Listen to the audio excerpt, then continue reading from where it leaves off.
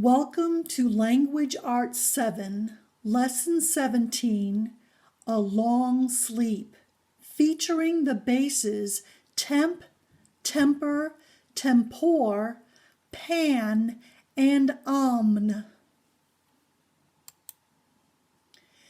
Our swabat today is to recognize the spelling and meanings of three bases and to connect their meanings to the meaning of English words, otherwise known as derivatives. We will also analyze word meanings by interpreting the meanings of the bases in this lesson and of prefixes learned before this year. Temp, temper, or tempor mean time in Latin. Pan means all or every in Greek. And omn means all in Latin. This is a review of a base from 6th grade. Look at the etymological analysis of temporal. Having selected this word, we next break it down into its word parts, tempor and al.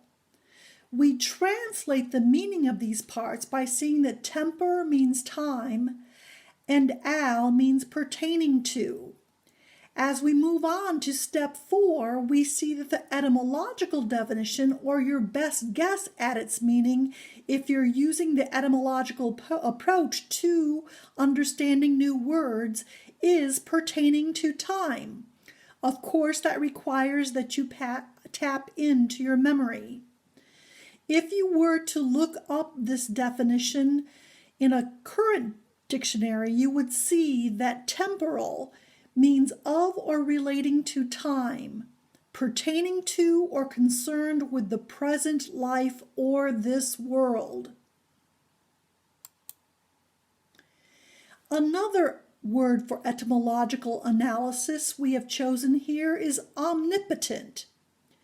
We break that down into its word parts, omn, pot, and ent. Breaking that down piece by piece, we see that omn means all. The letter sound I is a joining sound. Pot translates to mean to have power, and ent translates with the ing ending.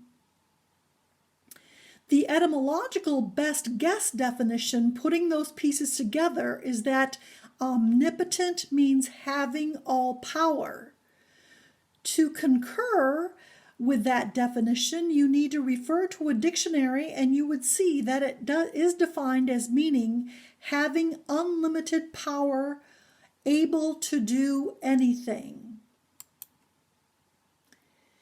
Here is a list of words that as you look through them, you will see many words that are familiar to you as derivatives of temp. Let's look at the word temporize in particular. Temporize etymologically means to make time, while the dictionary defines it as to delay. Here are some popular derivations of pan.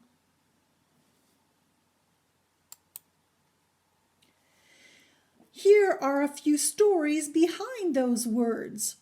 Pandemonium, Pandora,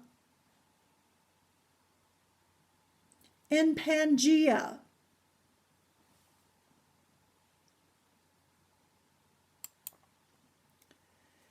Finally, looking at omn, the derivatives are again numerous. Let's pay particular attention to omnifarious. It is defined as of all forms, varieties, or kinds. Etymologically, it would be analyzed as full of all speech. I hope you see the connection. So in review, we have temp, temper, or tempor, meaning time in Latin, pan meaning all or every in Greek, and omne meaning all in Latin.